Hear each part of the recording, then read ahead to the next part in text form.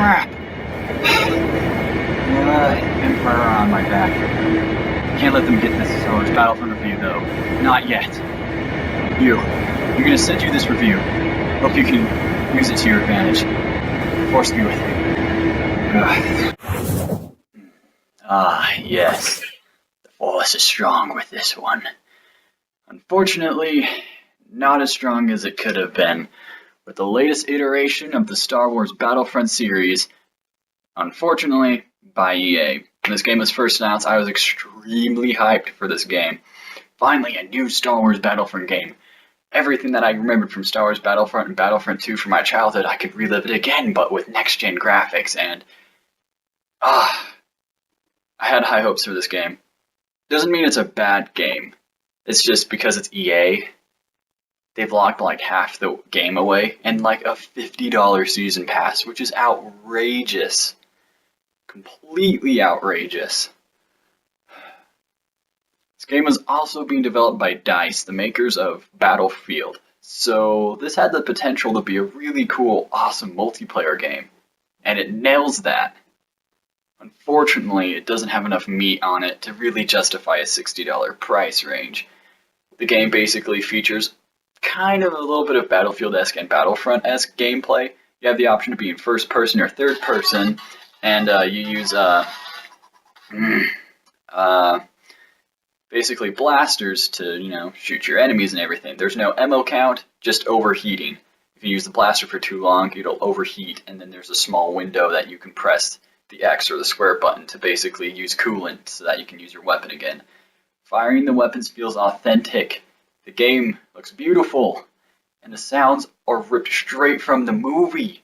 This game is beautifully crafted, just poorly executed. The gameplay is solid. I do like how when you shoot stormtroopers, they like react and tumble and everything. Makes every kill extremely satisfying. Playing as the heroes are fun. They are still powerful, but they're not invincible as they pretty much were in Battlefront 2. So I like how the heroes are done, but what they do new in this game that they didn't do in any of the other games, which I know EA didn't make any of the other Battlefronts, but every vehicle and power-up essentially is a token that you find lying around on the battlefield. So you walk around and basically your HUD pops up showing, hey, there's an ATST token. And so you have to be the first one to grab it, and then you just pop into this ATST, which I guess it works for what EA is wanting to throw out there. And you have to remember too, this is not Battlefront 3. This is EA's iteration on the Battlefront series. So you have to forgive them for that point. But still, there's just not enough meat to this game. There is some player customization, which is poor and not hardly even worth your time. Each of the blasters feels samey, but what makes it even worse is that one of the best blasters in the game, if you pre-ordered the digital deluxe version, you basically got that gun at the start of the game. So everyone's running around with the best gun in the game, and that leaves people like me who bought the game late basically underpowered, and it's not impossible to get kills, it's just really hard. Another new system that EA implements in this new Battlefront is basically the star card system, where you get 2 cards and then a charged card. And these 2 cards can be grenades or other weapons, and you hardly use a whole lot of them.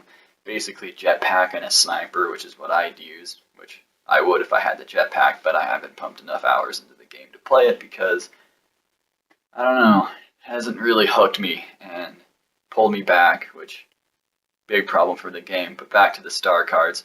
The charged star card can be recharged through, I guess, lightning bolt-esque tokens lying around the battlefield. These could do different things for your character, like increasing accuracy, making your shots explosive or more damaging to vehicles. This game is fun, don't get me wrong, it's really fun. But since I've been pulled away from so many other games, I've hardly touched Battlefront. There's not enough to the game to pull you back, and don't get me wrong, it's fun. And hopping into these 4 worlds, only 4, they feel very beautifully crafted, and you definitely feel like you're in Star Wars. So I mean, EA nails that on the head. It's just what this game could have been. There's no campaign, zilch. And with the opening sequences to battles and training missions, which, I mean, you can play them if you want, but every training mission has this like really cool cinematic opening, and it just makes you wish there was a campaign. And with how beautiful this game looks and sounds, a campaign would have been perfect, especially for people that don't feel that they're good enough to be online all the time, or just wanting to go play online all the time. I would have loved for a more offline, I guess, game modes. I mean, they have this thing called battle, and basically it's either you do a hero battle where it can just be the heroes or heroes with AI, and you kill each other to get tokens, and the first one to 100 wins, or just normal battle, which is the same thing but no heroes, and you just kill each other to get tokens. And that's split screen, and that's it. There's survival, which is okay, but it could have been done better. And the multiplayer. Multiplayer would have definitely been more fun for me if I could have went split screen and hopped online with some of my friends. Walker Assault is definitely one of my favorite game modes, as it feels great and plays great. Now, enough about me ranting about how so-so this game is. It's time to show you some of this game. And don't get me wrong, it does look beautiful. Without further ado, here it is. Gameplay of Star Wars Battlefront. EA. You have to remember, it's EA.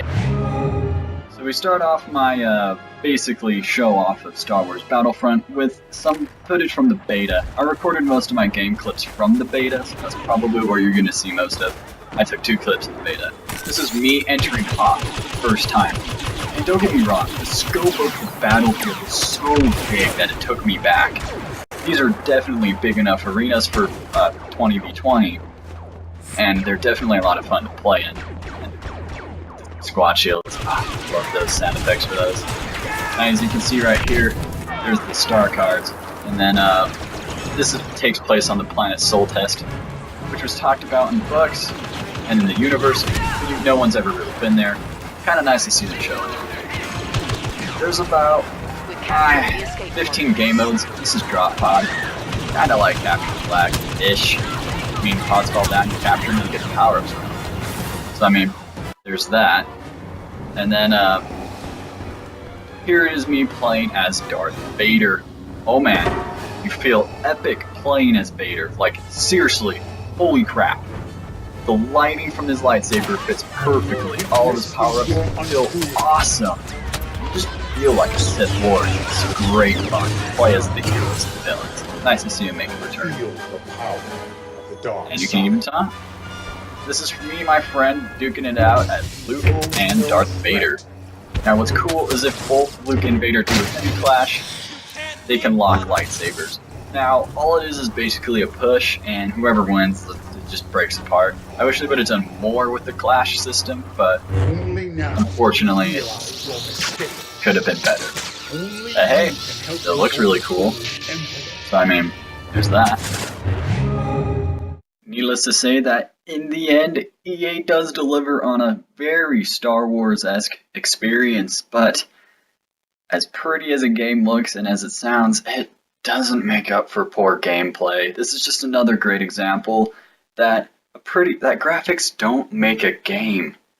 Gameplay is what makes a game. Story is what makes a game. As you can see from this footage, a campaign mode would have been the awesomest thing ever. Also, having actual vehicles that you could just jump into. Probably, I would have personally liked that a bit more than just the whole go and grab a token and spawn into it. I wish there were a bit more heroes. There's only 3 heroes and 3 villains, with Luke, Han Solo, Princess Leia, and then Darth Vader, Boba Fett, and Darth Sidious, with more heroes coming in behind that freaking locked season pass. Because, you know, everyone knows EA just makes great quality games.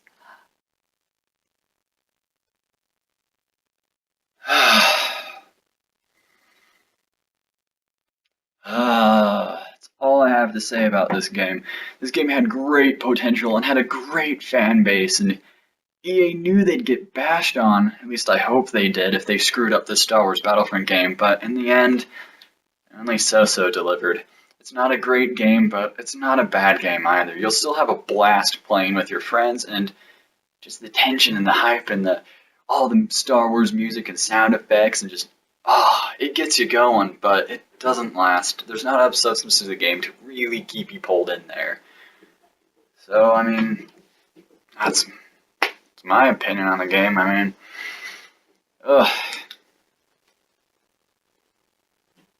EA's treading down a dark, dark path.